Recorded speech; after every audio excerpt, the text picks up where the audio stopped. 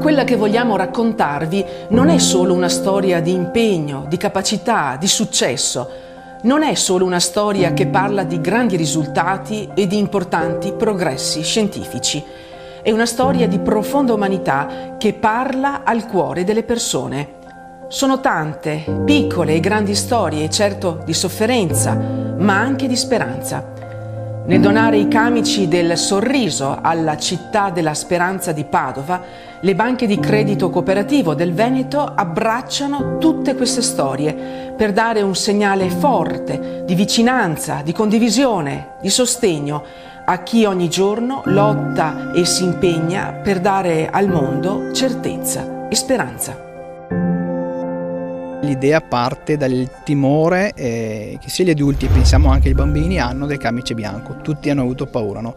Quest'idea di questo progetto nasce di dire facciamo un camice che non sia bianco, colorato, quindi che metta già il sorriso nel momento in cui lo vediamo, e per far sì che appunto ci sia la disponibilità a far sì che il bambino, nel caso specifico nostro, oppure i ricercatori, possano permettere appunto una guarigione più serena. Quali sono i risultati più ricchi di speranza per la vostra istituzione? Beh, diciamo che negli ultimi anni stiamo avendo una visibilità e anche un riconoscimento di tutto il lavoro che è stato fatto da 25 anni. I tassi di guarigione un tempo erano il 20%, oggi siamo intorno all'80-85% e quindi sono segnali sicuramente importanti che la gente comincia a vedere che anche non è solo territoriale, ma tutti i bambini d'Italia, grazie a questo istituto, grazie al lavoro fatto dalla Fondazione, hanno tutti lo stesso trattamento e per cui lo stesso metodo di cura. Presidente, oggi qui per una iniziativa di solidarietà e di speranza. Siamo qui per dare un messaggio, per ascoltare, credo come banca di credito cooperativo per imparare, ma anche tutto sommato oggi pensavo che qui non eravamo noi istituzione, ma c'erano 130.000 soci che sostengono le banche di credito cooperativo, che lavorano con noi, che hanno abbracciato la città della speranza, quindi un messaggio molto molto bello e credo che sia un'iniziativa che vada continuata nel tempo e portata anche in altri luoghi del Veneto dove ci sono iniziative altrettanto valide.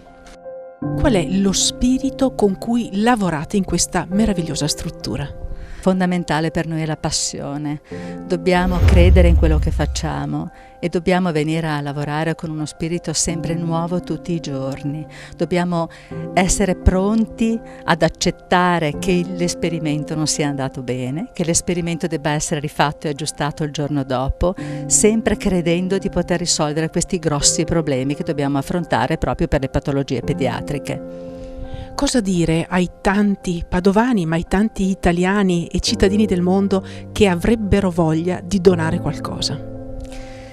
Che noi lavoriamo con molta onestà, che lavoriamo con molta parsimonia, per cui tutto quello che ci viene donato viene utilizzato per la ricerca, siamo molto attenti a come li spendiamo i soldi ed è una ricerca importante, questo lo dico veramente a tutti, perché in questo istituto si studiano tutte patologie pediatriche, diversi tipi di patologie pediatriche e tutte queste patologie, la ricerca su queste patologie ha bisogno del supporto delle persone. Le banche di credito cooperativo tradizionalmente sostengono progetti di utilità sociale e anche associazioni di volontariato. Qual è l'impegno per il territorio? Beh, lì siamo un po' dappertutto, no? Quindi le banche di cooperativo dove ci sono, intorno magicamente ci sono le associazioni del paese, dei quartieri, le parrocchie, le istituzioni, i volontari, quindi sosteniamo anche con cifre magari piccole, se prese singolarmente, ma nell'insieme mi pare che già l'anno scorso abbiamo dato circa 8 milioni e mezzo al territorio, che possono essere anche pochi, però se si va a vedere queste piccole gocce molto spesso sono trasformative, cioè toccano piccole realtà ma riescono a veramente a dare speranza, a dare futuro, a dare la possibilità nella concretezza di crescere e portare un contributo alle comunità dove sono presenti.